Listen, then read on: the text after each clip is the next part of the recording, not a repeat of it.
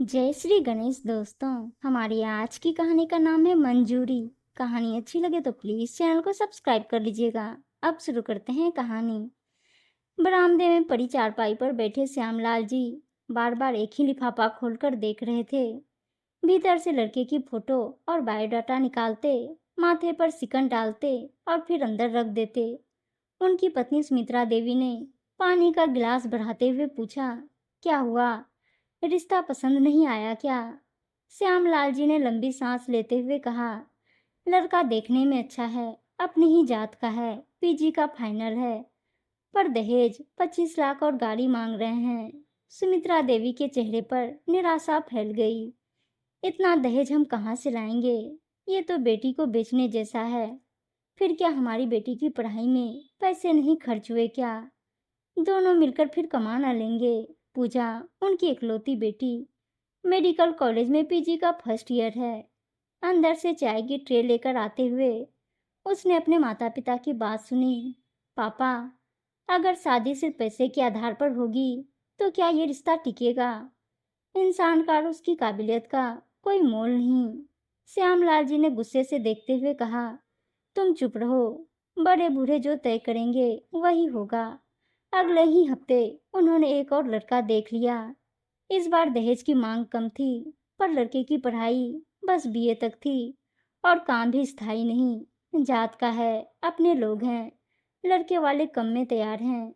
श्यामलाल जी ने जैसे राहत की सांस ली, लेकिन यह सुनकर पूजा का चेहरा उतर गया। पापा, मैं डॉक्टर बनने वाली हूँ और आप मेरी शादी ऐसे लड़के से करना चाहते हैं जो मेरे सपनों को समझ ही नहीं पाएगा। श्यामलाल जी की आवाज में कठोरता थी। लड़की की शादी में जात और खानदान सबसे ऊपर होते हैं, बाकी सब बाद में। पूजा ने हिम्मत जुटाई। पापा, मैं आपको एक बात बताना चाहती हूँ।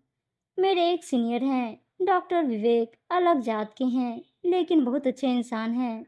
अपना क्लिनिक चलाते हैं। परिवार पढ़ा लिखा और संस्कारी है। उनके एक बड़ी बहन है जो इंजीनियर है। ब्राह्मण परिवार में शादी हुई है। श्यामलाल जी जैसे भड़क उठे। बस आगे एक शब्द मत कहना। हमारी जात के बाहर शादी करके तुम हमें मुंह दिखाने लायक नहीं छोड़ोगी।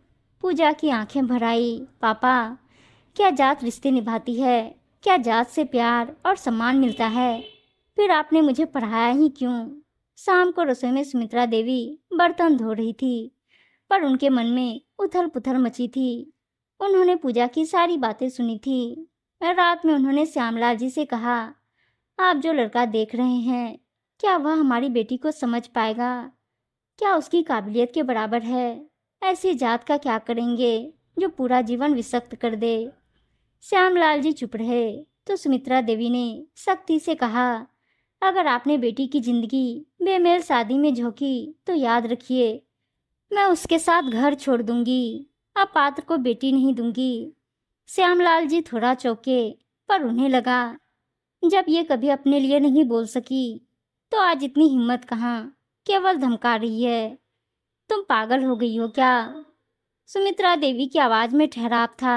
नहीं, मैं माँ हूँ और माँ का धर्म है कि बेटी का घर खुशियों से बसाए, न कि उसे उम्र भर के समझौते में झोंके। एक माँ अपनी बेटी के लिए शेरनी हो जाती है। अगले दिन विवेक और उसका परिवार श्यामलाल जी के घर आया। सादगी और आदर से बात करते विवेक के माता पिता और विवेक की साफ सुथरी सोच ने श्यामलाल जी को प्रभावित जरूर किया, पर रिश्ते की मंजूरी न दी। उनके भाइयों ने और कान भरे। कोई रास्ते की धूल को चंदन नहीं बनाता। सावित्री जी, जो अपने लिए कभी नहीं बोल सकी थी, उन्होंने बेटी के साथ घर छोड़ दिया। पूजा अपनी माँ को अपने साथ ले आई और माँ के कहने पर कोर्ट में विवाह के लिए आवेदन पत्र दे दिया। श्यामलाल जी घर में अकेले रह गए थे। अभी मुश्किल से किसी तरह 20-25 दिन गुजरे थे। घर के 10 काम, कभी कोई नौकर नहीं आता, कभी कोई। श्यामलाल जी बहुत परेशान हो चुके थे।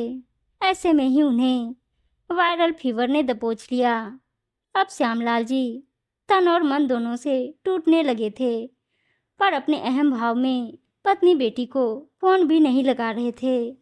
भाइयों की बीवी ने 2-4 दिन तो उनका खाना बनाकर भेजा, पर अब साफ जवाब दे दिया था, जब अलग रहते हैं तो हम क्यों भेजें, कौन सा हमें ज़मीन जायदाद लिख दे रहे हैं।